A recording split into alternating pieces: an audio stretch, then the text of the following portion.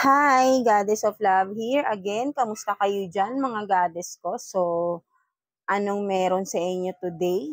Yes, another reading na naman tayo for the collectives, no? So, yeah, tignan natin anong sitwasyon meron sa inyo, mga collectives natin dyan, no? So, let's see, no? Kuha tayo dito ng 2 cards for you, collective, no? Para sa inyong mga sitwasyon, no? Ano kayang meron sa ating mga collectives right now, no? Universe, please. I need 2 cards, please. Here, Universe, Holy Spirit, please, no? So, meron na dito, number 1, sorry. First card is stop overthinking, start analyzing, no? So, and then, one more, please, Universe, Holy Spirit. One more card for the collective natin, please. One more card, no? Kung sino lang makaka-resonate dito na mga collectives, no? So, meron ng tumalo na isang card, no? Right? So, let's see what is this. Then, you have this, show who you truly are, no? So, story of life, no? So, yeah, no? Two scenarios yung nakikita natin dito, right? No? So, yeah. The other one, no? So, i-discuss muna natin tong isa. So, yeah, no? We have this, stop overthinking, start analyzing, no? So, first of all, no, mga collective, no? So, I want to give thanks nga pala kay Kilay by Julia, no? So, check her page na lang, no, sa Facebook, no? So, siya yung gumagawa ng aking mga nails, no? So, napakaganda. And also, yung aking kilay, of course, and the lips, no? So, magaling siya, no? So, ang ganda rin ng mga designs, no? So, pwede rin kayo magpa-customize ng designs nyo, no? And talagang affordable, and then, quality talaga yung mga nails, no? So, if you can see, no? So, yeah. Gusto ko lang siyang i-promote, no? Kasi, deserve naman na that beautiful woman, no? Beautiful lady, no? Kilay by Julia, no? So, yun nga, no? So, yeah, no? Let's back to this, no? So, stop overthinking and start analyzing, no? So, for some of you, collective, no? I think is yan, no? Kasi hindi talaga maiiwasan natin tong mag-overthink sa isang bagay, sa isang situation, no? So, kasi parang medyo part na ito, no, na ang pag-overthink natin madalas, no? Kahit ako ay madalas talaga nag-overthink, lalo na kapag may mga sitwasyon na yung bang feeling natin is paulit-ulit na parang walang nangyayaring pagbabago, and then yun nga, hindi natin namamalayan, sobrang nag-overthink na tayo to the point na naaapektuhan na rin yung everyday na ano natin, ginagawa natin, something like that because of overthinking, no? So, yeah, kasi minsan nagkakaroon tayo ng conflict din sa ibang tao, no? So, based on my experience, no? So, yeah, no? Madalas because of overthinking ay nagkakaroon ako ng conflict sa ibang tao, no? So, but then, after, at the end of the day, nare-realize ko din sa sarili ko na may mali rin sa akin, no? Because I was overthinking, no? I was reacting to, certain situation, no? Kinda like, no? So, yun nga. Yun na, ang kumbaga sinasabi rito is, yeah, hindi talaga, katulad nga sinasabi ko, ay hindi natin maiiwasan ng mag-overthink, right? It's a part, no? Kasi talagang, lalo na kapag may mga problema tayo, madalas, yun nga, isip tayo ng isip. But then, ang problema pala lalo ay, nag-iisip lang tayo tungkol sa problema, but then, ang nakakalimutan natin, isipin paano susolusyonan, no? Something like that, no? So, aminin man natin, madalas lagi nating iniisip ang problema, right? Oo. Kasi di na nawawala ang problema talaga, right? No? But then, yun pala, kumbaga, isip tayo ng isip sa problema, but then, yung hindi natin naiisip yung solusyon, 'no, something like that, 'no. So, overthinking tayo sa isang sitwasyon, example, sa isang relationship, 'no, na example may trust issues, 'no, something like that, 'no. So, kumbaga overthinking ka na kasi may trust issues ka na, 'no. So, maybe example is ang partner mo ay may nagawang hindi maganda, but then, um, yun nga, gusto niyang ayusin yung relasyon ninyo. So, gusto niya babaguhin na niya, something like it. But then, because nawala yung trust mo, nasira yung trust mo, collective is, yun nga, no, halos everyday, nag-iisip ka na ng hindi maganda, no, something like that. Parang,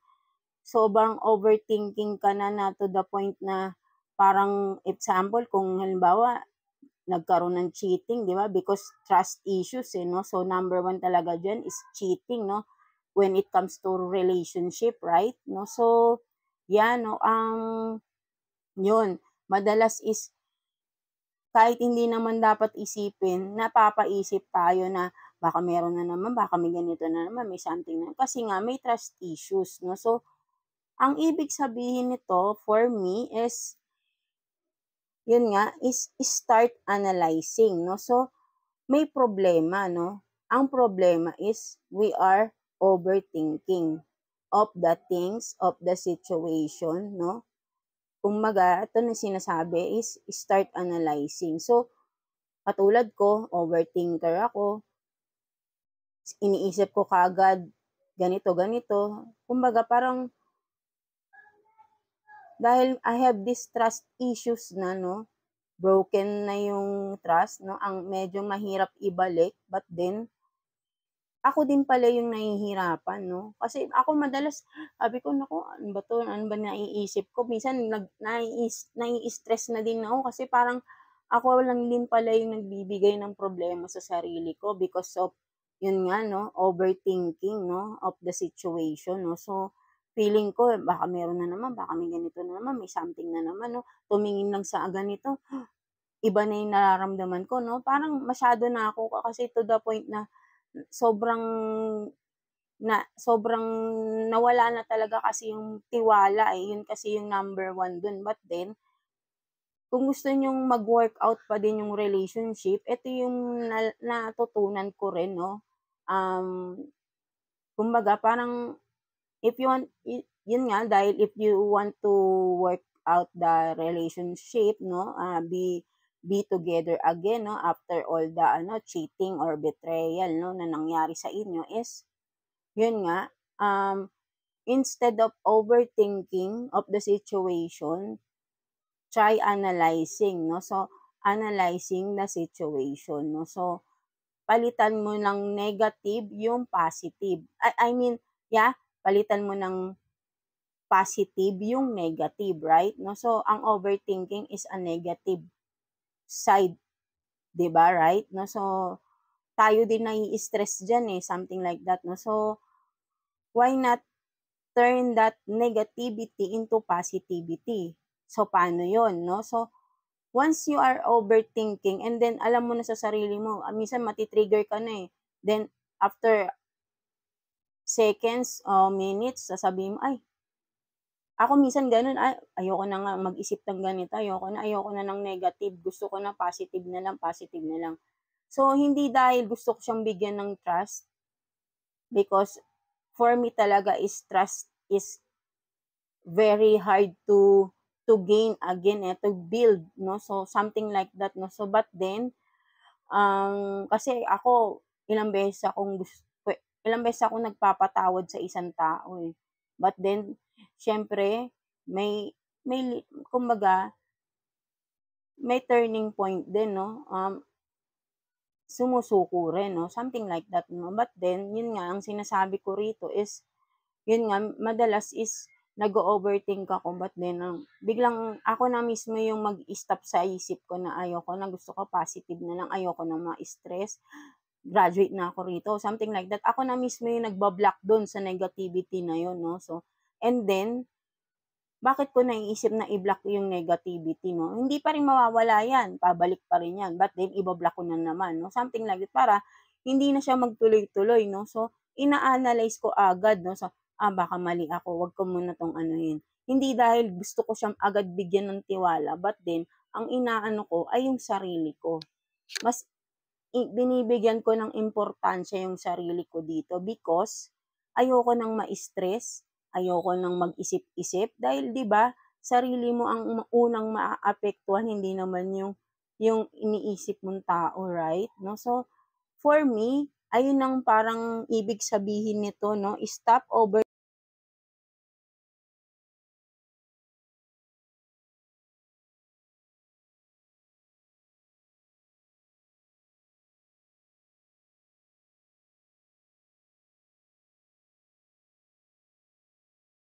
overthinking, start analyzing. No? So, for me, ang overthinking is harmful sa ating sarili, right? Mga collectives. No? So,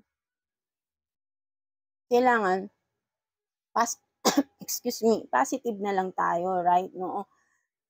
Ituon na lang natin sa ibang bagay. Even though na parang kailangan nagdududa pa rin tayo, or I mean nga yun, nagdududa ka pa rin, alisin na lang natin sa sarili natin yung pagdududa. Kasi, ayun nga tayo yung naaapektuhan, hindi yung karelasyon natin. And, yun nga, double pa yun. Kumbaga, dobleng ano pa, gulo pa. Kasi kung halimbawa, may overthinking na katulad ako, overthinker ako, tapos may naiisip akong ganito.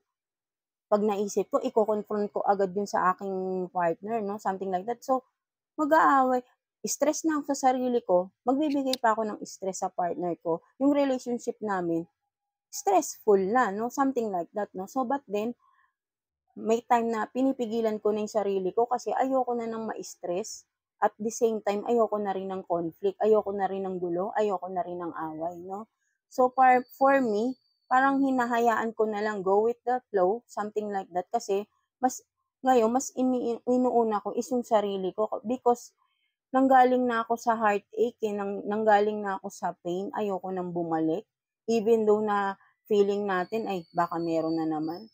But then, mas pinipili ko na lang magkaroon ng peace of mind, no? Something like that. Kasi alam mo, mas natutunan ko rin ngayon, no? Because of everything that is happened to me rin sa aking relationship. Yun nga, isurrender na lang natin kay God, no? Kay universe, lahat ng sakit, no? So, siya na lang bahala ka doon. Kung example ay ang partner natin, sasabihin, magbabago, but then yun pala, hindi pa rin, no? So, si God nang bahala doon, no? Basta tayo, natapos na tayo sa pain, no? Stop na natin yung magbigay pa ng sakit, stress sa ating sarili, no? Be positive na lang tayo palagi para sa sarili natin. Mas makakabuti yun, no? So, what what is my point ang sorry, ang point ko dito is yun nga, no? Um, Stop overthinking. Hindi dahil gusto mo na lang hindi dahil na para maging okay kayo ng partner mo. Kasi kailangan pa rin niyang i-prove ang sarili niya, no? O, example lang naman yun, no? But then, kahit sa anong bagay, no? I-block niyo na agad yung mga negativity sa mind niyo kasi mai-stress lang kayo, no? Something like that, no? Kapag nakalma niyo na yung sarili niyo, nakalma niyo na, try to think of it, no? Again. But then, kasi nga kalma ka na, maybe, dun mo na maa-analyze, dapat ganito pala gagawin ko. No? Something like that. No? So, kapag medyo mainit ang ulo natin at nag-overthink tayo, i-block mo na agad kasi ikaw ang mai-stress, tayo ang mai-stress. No? Sarili natin, number one, unang-unang mai-stress, hindi ibang tao. So, i-block na agad ang negativity sa sarili natin. Turn it into positivity, no? Something like that. And then, kapag nakalma na natin ang sarili natin, for a minute, no? Even for kung kahit ilang oras man yan, or ilang araw pa dumating, no? Basta alam mo sa sarili mo, kalmado ka na. Pag-iisip mo, kalmado na. Then, balikan mo, ano ba yung yung yung iniisip mo na yon, and then start analyzing, no? By that time, pwede mo na sigurong isipin anong pwede mong maging solution with that, no? Or kung meron nga maiisip mo, mali pala yung kung mag-overthink ako, mali ako. Baka hindi naman talaga ganito, no? So, at ito pa, kung ano man itong mga negativity na pumapasok sa isip nyo, is isurrender nyo na lang kay God. Bahala na siya doon. Siya nang bahala na mag-dissolve ng negativity na yon, no? So, 'di ba? Kasi talagang tayo lang din yung maaapektuhan first, 'di ba? Kumbaga, yun ayun yung mas na ano ko. But then, syempre, kung problema is hindi naman kailangan mag-disappear na lang yan, right? No, kailangan solusyonan pa rin yan. But then, kapag hindi maganda ang ating pag-iisip, I mean, hindi tayo nasa kalmadong stage, no? So, lalo tayong nag-overthink sa isang sitwasyon. So, kalmahan lang natin palagi, no? Mag-meditate kayo, makakatulong yan sa inyo, mga collective, no? Deep breathing, no? Inhale, exhale, no? Every day, no? Try nyo yan every morning. Napakalaking bagay nun, no? For you, mga collective, no? So, pati sa health nyo rin, no? So, yan, kasi kapag nai-stress tayo, lahat apektado, health natin, body, mind, soul, no? Something like that, no? So, meditation ang kailangan para laging kalmado tayo, no? So, kapag kalmado tayo, positive lang lagi, makaka-attract tayo ng positivity sa buhay natin, no? Ayun ang natutunan ko nung lalo akong nag-connect kay God, no? More positive thinking is you will gain positive energies, no? Positive aura, positive good karma, what else? Positive results, kung ano man itong mga hinihintay natin sa buhay natin, no? Ma-attract natin ng mga positive once na naging positive tayo at tinuloy-tuloy natin yan. Kapag nagkakaroon ng negativity sa isip natin, i-block mo na agad. If ever, kung kaya, pag may negativity tayo sa isip natin, mga collectives, is isipin nyo agad si God. Something like that, no? Lalo na kapag mainit ulo natin.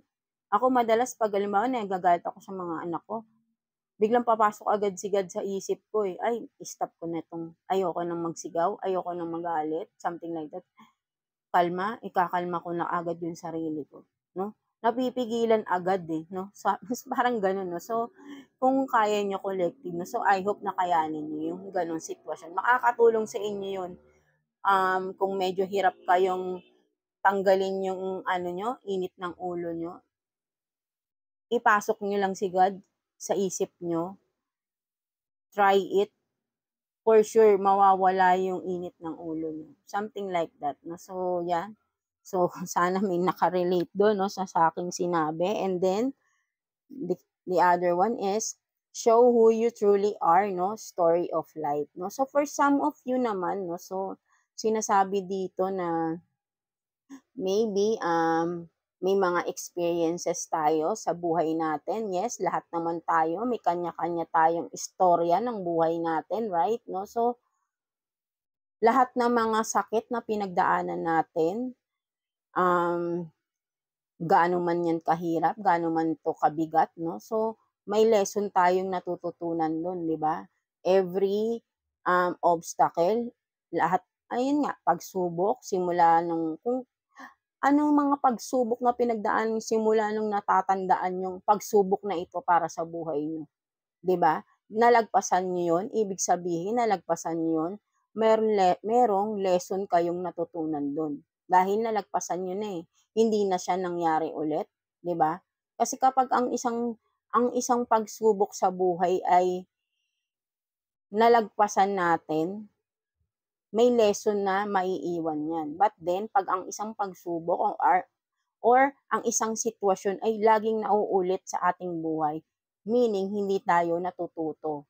Hindi natin nakukuha yung lesson dun sa paulit-ulit na pangyayari na yun. That's why hindi siya natatapos. Paulit-ulit na nangyayari kasi gusto ni universe, gusto ni God na matuto ka from that situation. But then, yun nga, for some of us, hindi natututo. That's why na umiikot lang yung cycle, nai-stuck with that kind of cycle na paulit-ulit. But then, kapag alam mo sa sarili mo naman malalaman mo kapag nalalagpasan mo yung isang problema eh, 'di ba? Meron kang nagigain na lesson dun. And that lesson, you can share that with others, no? Kasi nalagpasan mo na eh, no? So, lahat tayo, sa lahat ng mga pinagdadaanan natin sa buhay, once na nalagpasan natin 'to, katulad nga sinabi ko, may lesson learned do'n, pwede natin yung i-share 'no, story of life 'no. Makakatulong tayo sa iba na pinagdadaanan yung nalagpasan na natin, right 'no. So, kung may mga kilala kayo 'no, na someone who are in that situation na nalagpasan niyo na, then you can give advice 'no, kung paano niyo sila nalagpasan 'no, something like that 'no. So, you can share your experiences with others 'no. So, makakatulong 'yun ng malaki para sa iba. Kasi iba-iba tayo, eh. Merong matapang, merong kaya ang mga problema, merong natatagalan sa problema dahil hindi nila alam paano solusyonan, katulad nung may paulit-ulit na cycle. So, kung meron kayong mga kilala na may gano'ng sitwasyon na ulit ng ulit na lang but then sa inyo naman ay natapos niyo na yung gano'ng sitwasyon, why not, um, kausapin niyo yung tao na yun and then bigyan niyo sana ng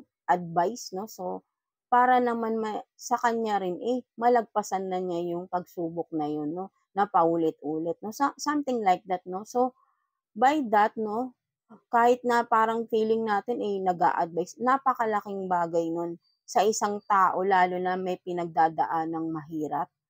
Advice is napakalaking tulong niyan 'no, lalo na talaga sa taong may pinagdadaanan 'no. So, whoever na merong mga problema at alam natin sa sarili natin na nalagpasan na natin yun, then share your experience 'no, give advice to that person 'no, something like that 'no. So, ayun yung sinasabi rito 'no. So, from that, makakatulong kayo dun sa tao 'no, na nag-i-struggle 'no, something like that 'no. So, kasi karamihan ng problema is hindi natin nasasabi, eh, 'no, sino-solo lang natin 'no. Mas minsan nga open pa tayo sa ibang tao, eh, kaysa sa ating family, right 'no. So, 'yan 'no, mas maa-appreciate ng taong may pinagdadaanan kung bibigyan mo siya ng advice regarding that situation na nalagpasan mo na rin 'no, collective na. So, 'yan 'no, ayun yung pagkakaintindi ko dito sa binigay ni universe na mga cards sa atin, mga collectives 'no. So, yeah, I hope may naka-resonate sa inyo mga collectives 'no. So, yeah, thank you for watching mga collectives and of course lagi lang tayong magdadasal.